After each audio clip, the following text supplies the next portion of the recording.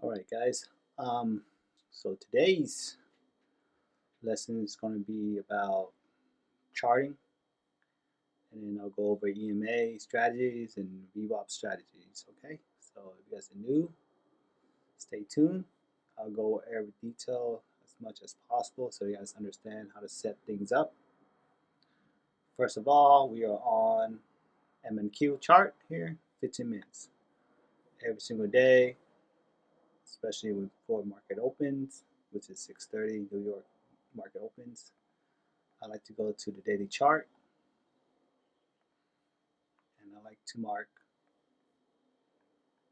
all my highs and lows of the day. So each candle represent, we're in a daily chart, each candle represent one day. We're looking for an area of interest.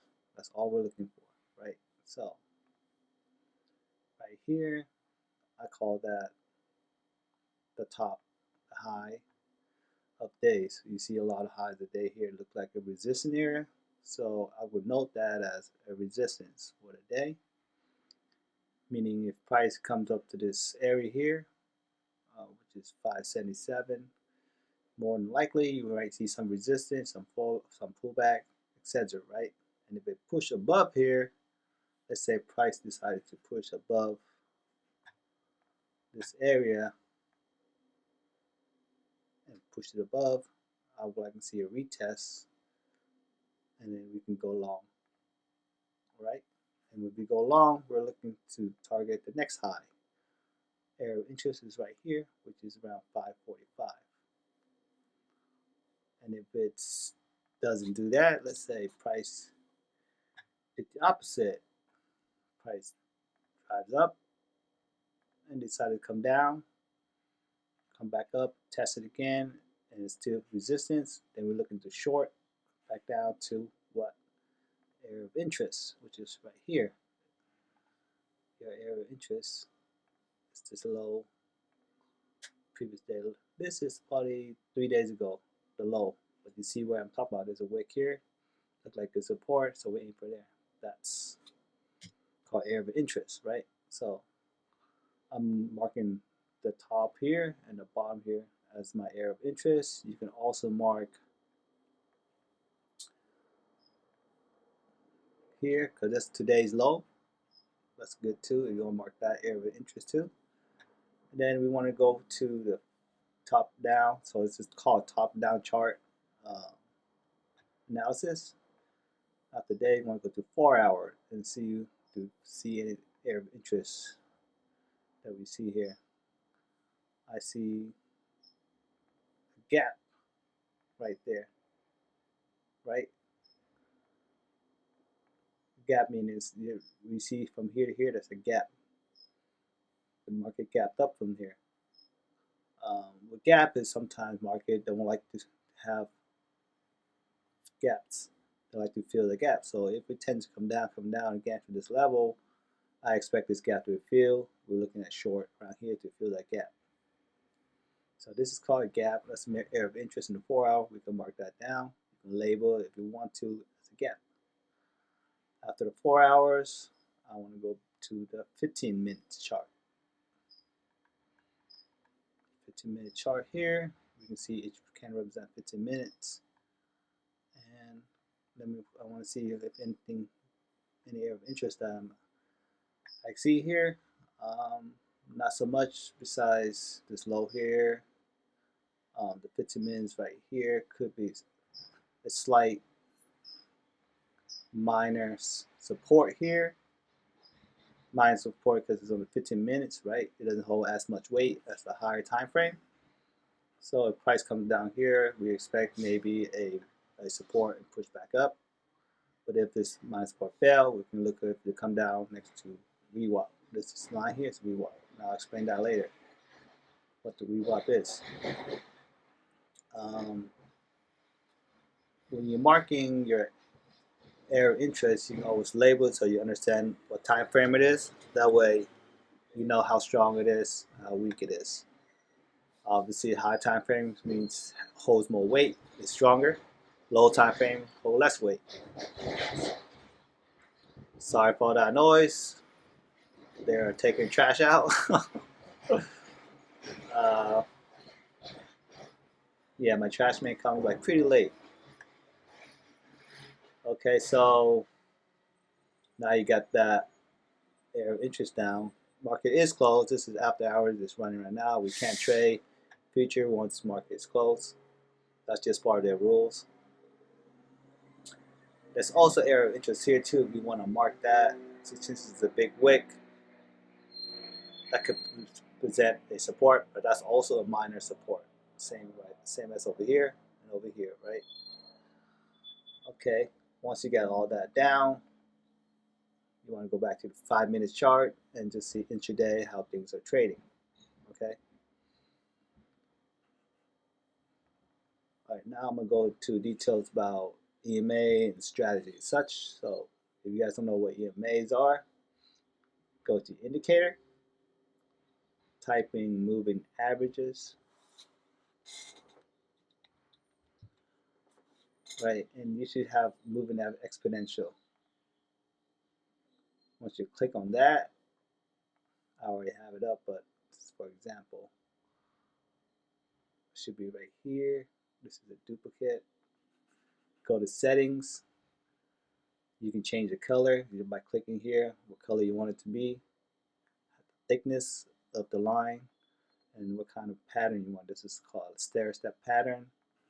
This is a line pattern.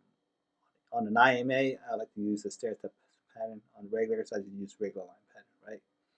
And input, and this is labels of the price. So let's say labels and value. You don't have to have it on.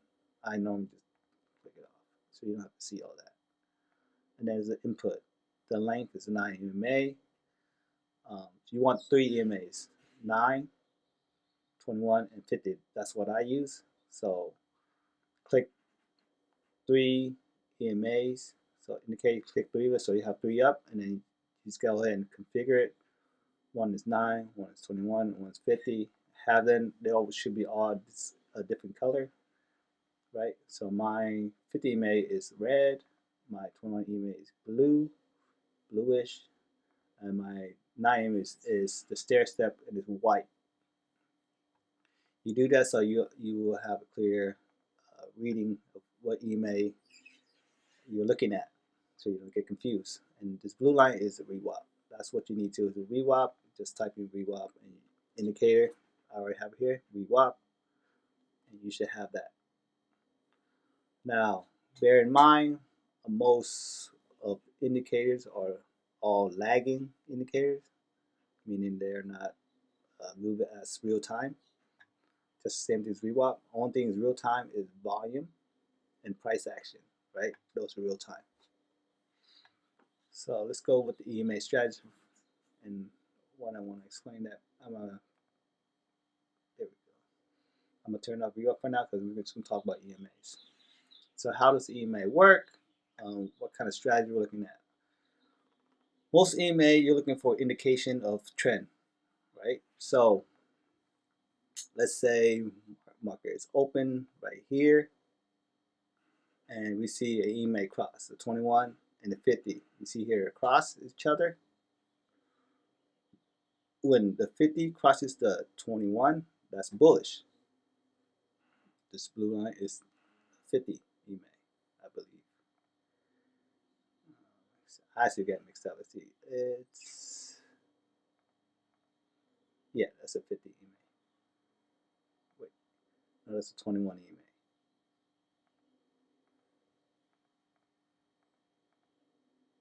Yeah, okay. So you get the gist. If they cross each other, an upward trend like that, we see that, okay, momentum is looking bullish.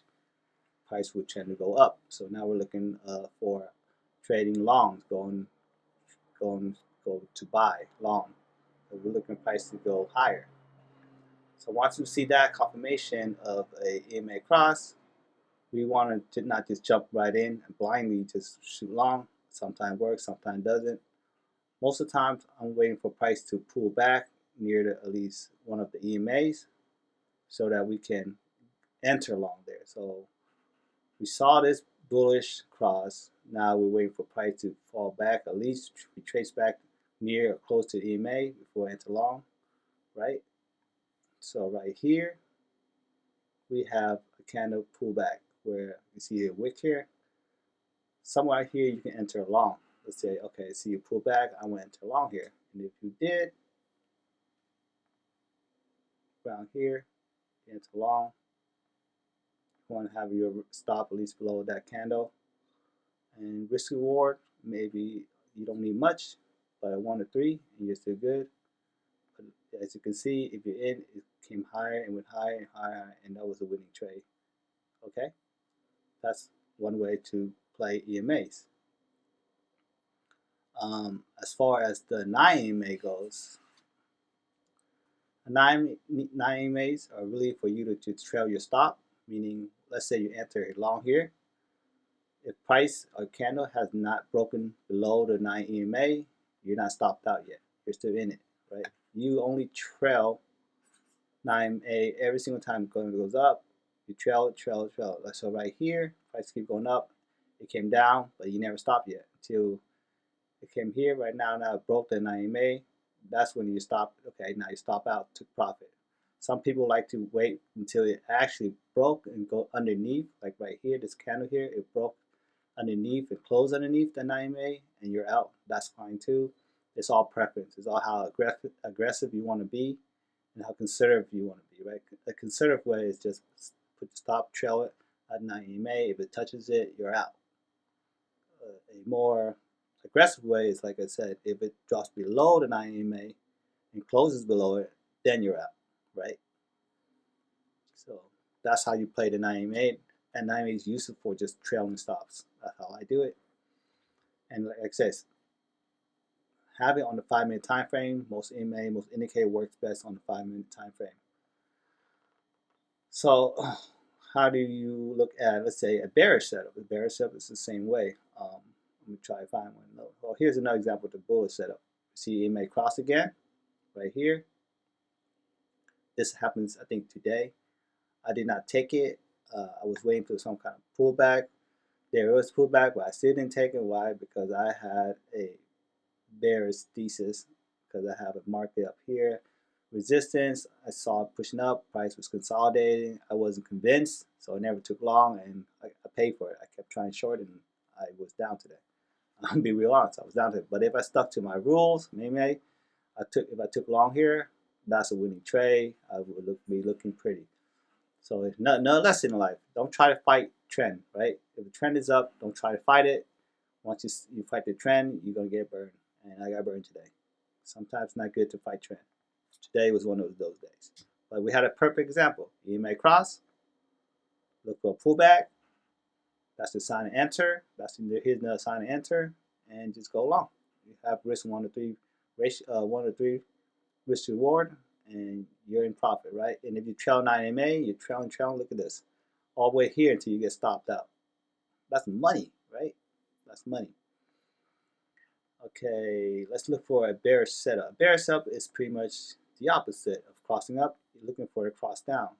Here we go. I think last night we traded some bearish setup. Right here we got EMA cross. The 50 crosses the 21 EMA. Blue cross line. You see your cross right there. Perfect example. What happens? Price tends to go down. You know that, okay, price is going down now. There's bearish setup forming. Now you want to wait for a retest. Here's a good retest here. You could enter short. Right around here, you set the stop, maybe around this candle here, right? And then you try to target down. For at least you try to target it because you have a line right there saying this is possible low. Looking back, possible low right there. Okay. So you're in short, prices tend to go down your way.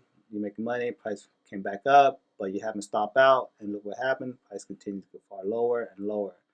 I think I took this trade yesterday, and we made a decent amount of money. And if you trail the 9 EMA, you probably stop out right here. I think I stopped out there, and that's golden, right? So that's the EMA strategy. It works pretty well.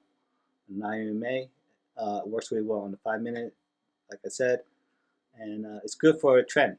If there's already a trend, go playing the pullback on EMA works really well. When prices are consolidating, that's when you get in trouble, right? When prices are just choppy, you don't know what direction to take. Like, let's say you get mixed signal.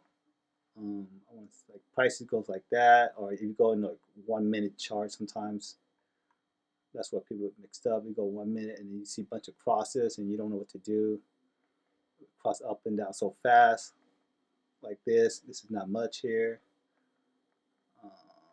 Like here, see this kind of cross, kind of I want to cross, and you get confused, right? So that's why you want to look at it in like a 5 minute chart. It's much clearer than the 1 minute. Okay, that's the EMA strategy. Now I'm talking about VWAP. VWAP is something every trader use, even institutional traders. Pretty much, VWAP is this blue line here. Price tends to gravitate towards it. When they deviate too far, price tends to come back down to it. When deviates fall too below, price tends to go up with it. But this is where institutions say price is fair to them. They like it around here, the average. They like to buy within the average price, right? So that's what VWAP is all about. Now, how do we use VWAP as a strategy? What VWAP pretty much is it presents a good trend indicator. So anything above VWAP we think is bullish. Anything below VWAP we feel is bearish. So price action is below VWAP right here, looking bearish. Just like the VWAP most EMA, that looks bearish. You're looking for short. Price is now above VWAP. What are we looking for? It's bullish. How we're looking for a bullish play. We like to go long. Another way people look at VWAP strategy is pretty simple. They want to see, let's say, price is going too high, and they don't care about EMAs, right? They're looking for a pullback, usually a pullback towards the VWAP, retest, and they want to go long. So it came back here. There's a retest. They could go long here, but it was not much. But you still would have made a winning trade. Price came down VWAP right here, broke it, but this is the open, so this is hard to count. But even still, it came back up, and you kind of got some retest and went above, and you could have went long because price now is long above VWAP. You see what I'm saying?